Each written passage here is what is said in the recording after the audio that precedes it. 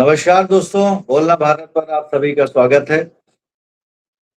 अभी एक ओम प्रकाश राजभर जो सुबह सपा के मुखिया हैं, उन्होंने एक बयान दिया। हालांकि वो अक्सर बयान देते रहते हैं और चर्चा में बने रहते हैं। पता नहीं किसकी शय पे ये खेल हो रहा है, किसकी शय पे ये बयान देते हैं।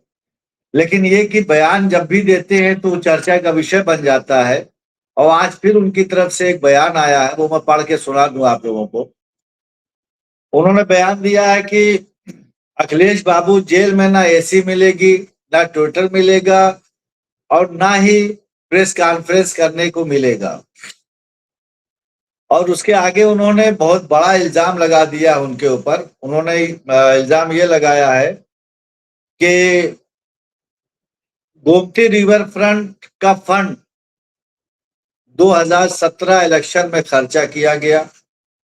और उन्होंने उसके आगे और बड़ा इल्जाम लगाया है कि नोटबंदी के टाइम में माफिया अतीक अहमद का काला धन नोटबंदी की वजह से वो इलेक्शन में नहीं लगा पाए और उसके साथ साथ मतलब उसका इस्तेमाल नहीं कर पाए उस धन का। दूसरे उन्होंने ये कहा कि गोमती रिवर फ्रंट का 40% पैसा सैफई परिवार में खर्चा हो गया, मतलब उनकी तिजोरी में चला गया। तो ये एक तरह से इतना बड़ा इल्जाम है। और उसके साथ साथ उन्होंने कहा है कि दावा किया है कि ये पूरी फाइल वो लेके बैठे हुए हैं। मतलब जिसके पास भी फाइल थी उन्होंने ओम प्रकाश जी को दे दिया कि अब लीजिए, अब आप ही इसको संभालिए और आप अपने हिसाब से जो समझ में आए वो बोलिए। तो उन्होंने ये कहा कि वो फाइल मैं लेके बैठ गया और उसका सारा काला काला चिट्ठा सब मैं खोल के रख दूंगा। और उसके साथ साथ ये भी उन्होंने कहा है कि इस मामले में जांच एजेंसियां दूध का दूध और पानी का पानी कर देगी। आजकल दूध का दूध पानी का पानी बड़े हर मामले में हो रहा है। और इस मामले में भी ओम प्रकाश राजभर जी का इससे पहले माननीय योगी आदित्यनाथ जी उत्तर प्रदेश के मुख्यमंत्री हैं, उन्होंने बयान दिया था राम मंदिर चंदा चोरी वाले मुद्दे पे कि दूध का दूध और पानी का पानी हो जाएगा।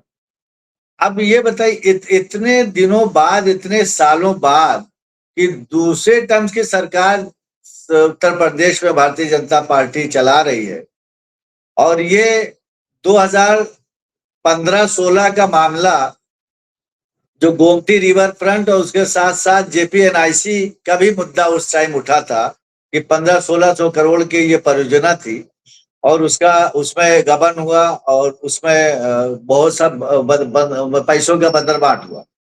लेकिन अब 5 साल की पिछली सरकार चली गई, उसके बाद अब ये दूसरी सरकार चल रही है, इसका भी समय पूरा ही होने वाला है।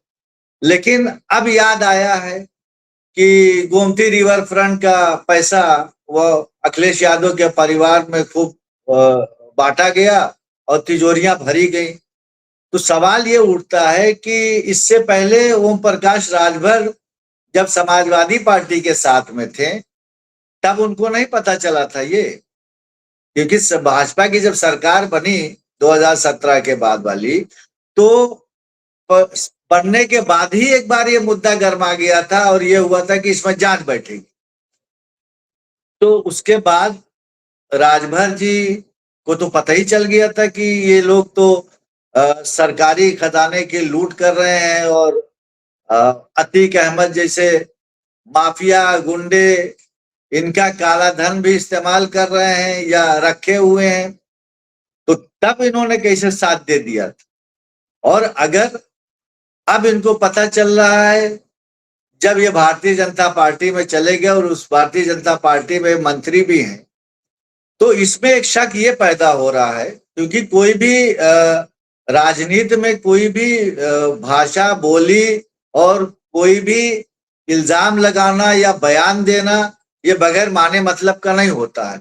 हर चीज के पीछे कोई ना कोई माने छुपा होता है, उसका एक दूरगामी मतलब भी होता है जो बोला जाता है। राजनीति में ये आम बात है कि कोई भी एक, इशारा भी बगैर किसी माने मतलब के नहीं होता। अब इस टाइम जब चुनाव आने वाला है और भारतीय जनता पार्टी के अलायंस में ये मंत्री भी हैं, अब मुझे ऐसा लगता है कि एक तीर से दो निशाने चले जा रहे हैं।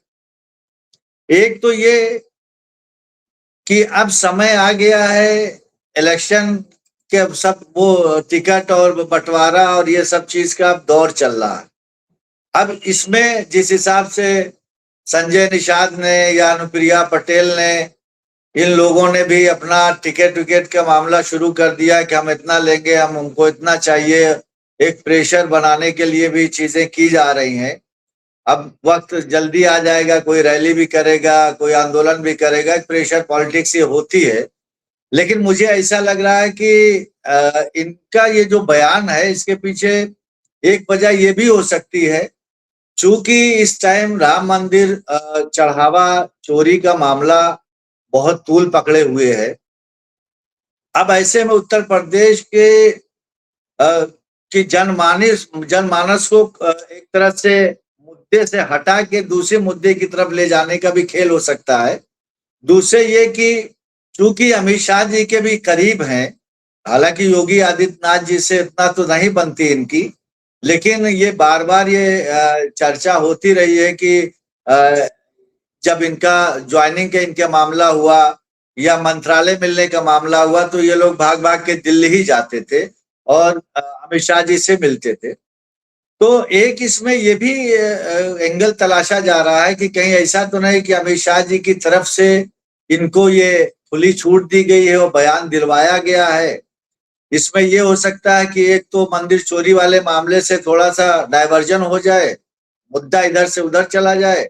दूसरे ये कि बीजेपी के ऊपर एक टिकट को लेके भी योगी आदित्यनाथ जी के ऊपर प्रेशर बना दिया जाए और इधर अखिलेश जी के ऊपर भी ये कह के कि फाइलें मेरे पास रखी हुई है। तो हो सकता है कि दोनों दरवाजे ये चाह रहे हो कि खुला रहे। मान लिया भाजपा में अगर ना बनी तो इधर एक प्रेशर बना के सोच रहे हो कि अखिलेश यादव इसी डरवश इनको हो सकता है अपने पाले में ले ले, और मुझे नहीं लगता कि ऐसी गलती वो करने वाले हैं।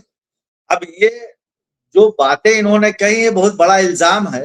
हालांकि अभी तक कोई इसका जवाब सपा समाजवादी पार्टी की तरफ से नहीं आया और मुझे इंतजार होगा कि उसका जवाब अखिलेश यादव जरूर देंगे या उनके पार्टी के जो प्रवक्ता हैं वो देंगे।